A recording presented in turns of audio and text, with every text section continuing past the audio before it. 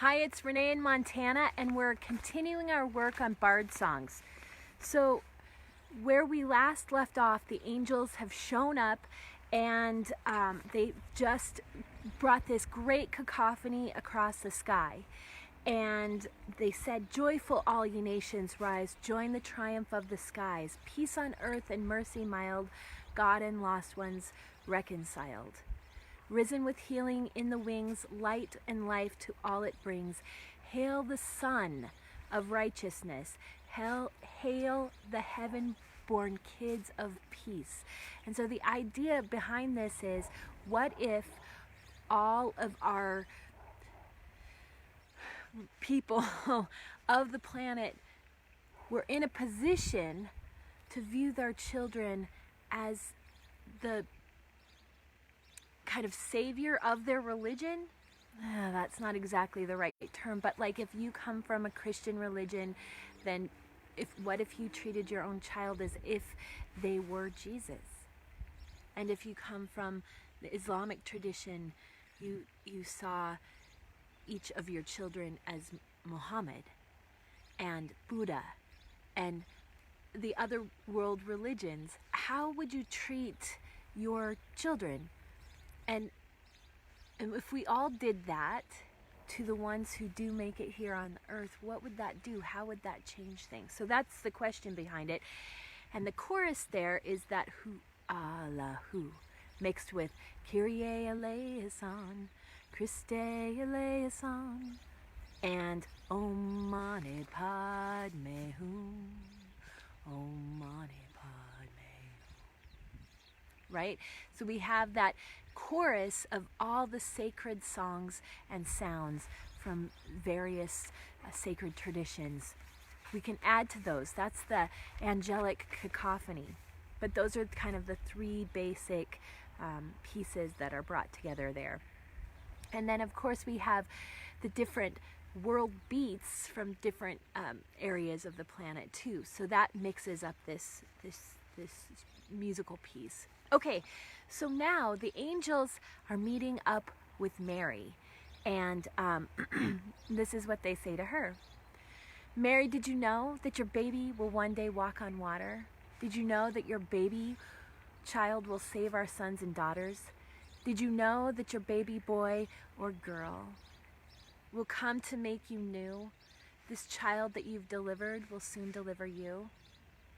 Mira, did you know that this baby love will give sight to a blind man? Did you know that your baby child will calm the storm with his hand?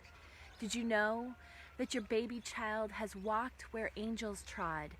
And when you kiss your baby, you kiss the face of God. Oh, woman, did you know the blind will see, the deaf will hear, the dead will live again. The lame will leap, the dumb will speak, the praises of the Lamb." So Mary, this is the point at which we are shown that Mary is touched by the angels. She's greeted by the angels. And here they also tell her or show her a vision of how it's going to end with her kid, her child, this baby that she just became impregnated with.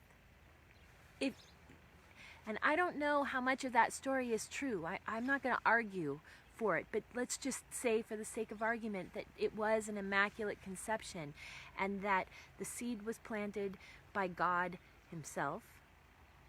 Or there's alternate versions about how Joseph came along and helped her out because she got pregnant in another way. Who knows how that was? And he supported her, took her, agreed to be with her so that bad things didn't happen to her. I mean, that's pretty sacrificial on his part, right, too?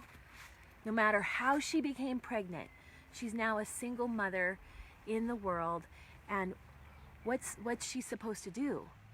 So this gentleman comes and gives her support and is with her throughout this quest of her own.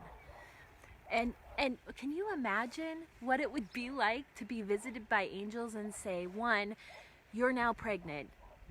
This is the child of God. And let me just be clear about what is coming for him in the future. So you know that this is a really important, he has an important purpose on the planet, and you do too.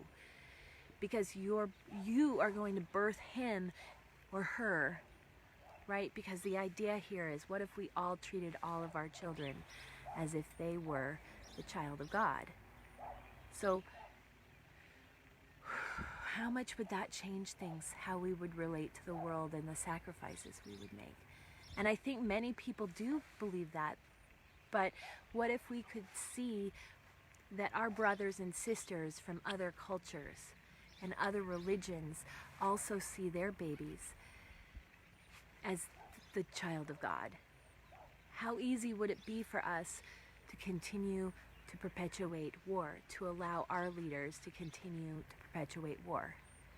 So in this, the angels have now visited all of us, and they said, we're asking the nations to rise up and to do the right thing, to end this warring that we've done. And now the angels have visited this one woman and said to her, you have a really important job to do, and it's not going to end pleasantly for him or for you. But in this happening, in this painful process, something major is going to change in the world.